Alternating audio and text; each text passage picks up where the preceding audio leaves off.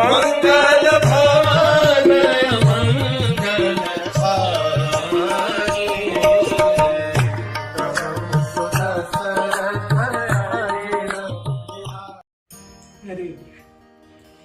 जनक महाराज ने अपने सबसे द्रुत गति से जाने वाले घोड़ों को अपने सबसे चुनिंदा मैसेंजर्स के साथ, संदेश वाहकों के साथ अयोध्या भेजा। अयोध्या में मिथिला से आए हुए कोर्टियर्स या संदेश वाहकों की बात सुन करके दशरथ महाराज खुश हो गए और थोड़े चौकन्ने भी हो गए कि अरे क्या हो गया।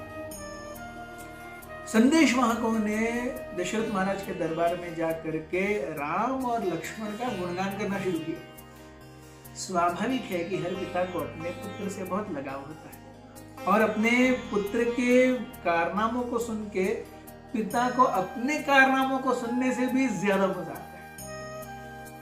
तो संदेश वाहकों ने बताना शुरू किया किस प्रकार से वे राम और लक्ष्मण ये दोनों विश्वामित्र मुनि के साथ गए थे। उन्होंने ताटका का किस प्रकार से वध किया, उन्होंने सुबाहु को कैसे मारा, दोनों भाइयों ने मारीच को कैसे दूर फेंका, किस प्रकार से संपूर्ण विश्व कल्याण के लिए होने वाले या किए जाने वाले विश्वामित्र मुनि के यज्ञ में उन्होंने अपना हाथ दिया, भार दिया और उस यज्ञ को निर्विघ्न संपन्न कराया।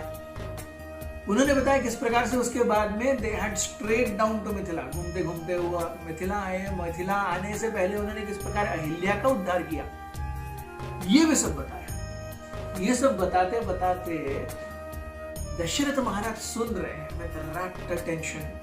दशरथ महाराज की आंखें आंसुओं से भर गई।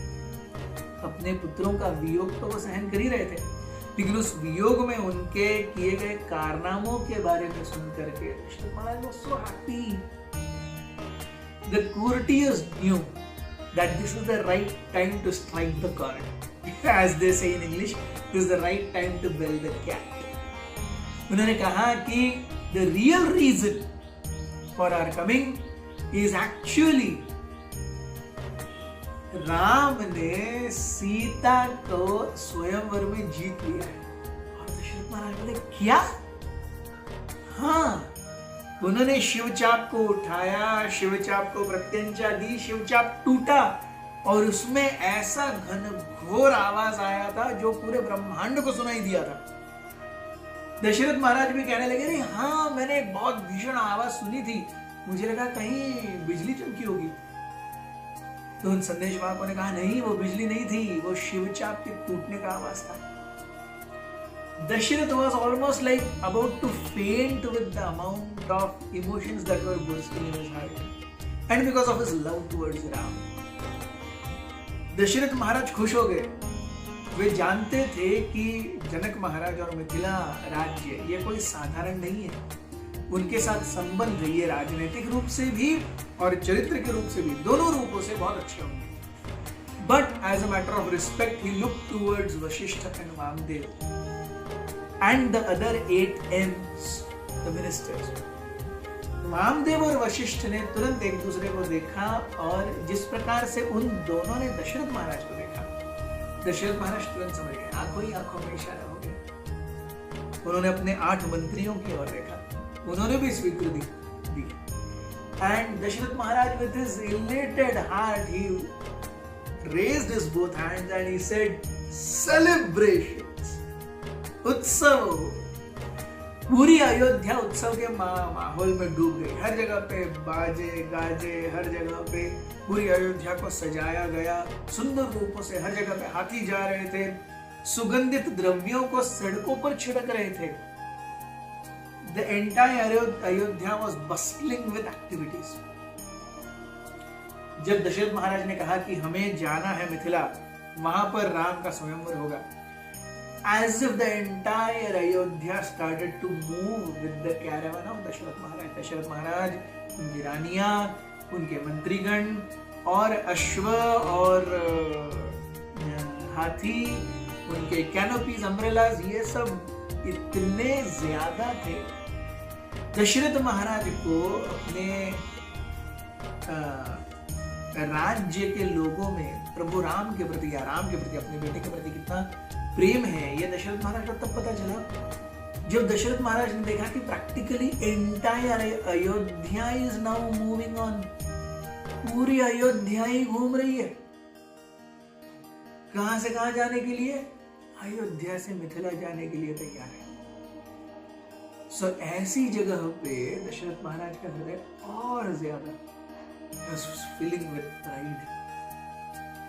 जहां पर दशरथ महाराज ऐसे बाहर आ रहे हैं, अयोध्या का प्रत्येक नगरवासी अपने आराध्य प्रभु, आराध्य in the sense they loved and respected Ram so much they practically considered him as आराध्य। कारवां इतना बड़ा था, दशरथ महाराज ने अपने best horses, best elephants, best canopies, best umbrellas और इतना ज्यादा धन लिया, अलग अलग ऐश्वर्य लिए जनक महाराज को प्रेजेंट देने के लिए, क्योंकि now he was going to be the most important part of Dasharatha's family.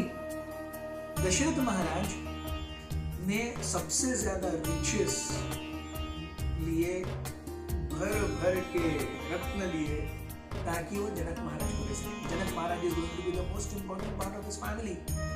उनके पुत्र के श्वशुर होने वाले हैं।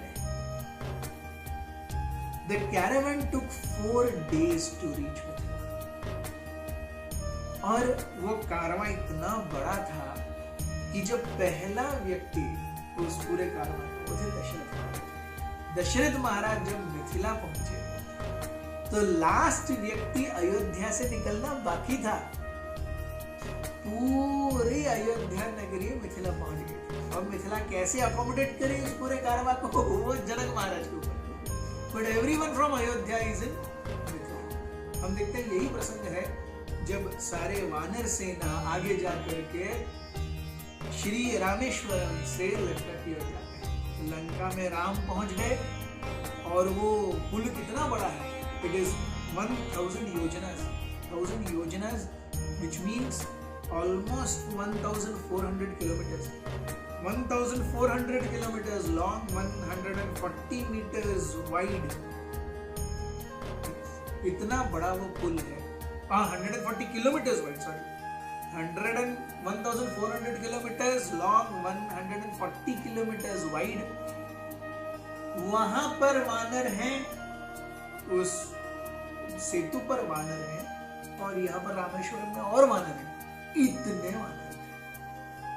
So the entire, coming back to the point, the entire Ayodhya coming and meeting at Mithila was exactly seeming like जैसे नदी सागर से मिलती है, वैसे अयोध्या वासी आकर के मिथिला के नगर में समा गए।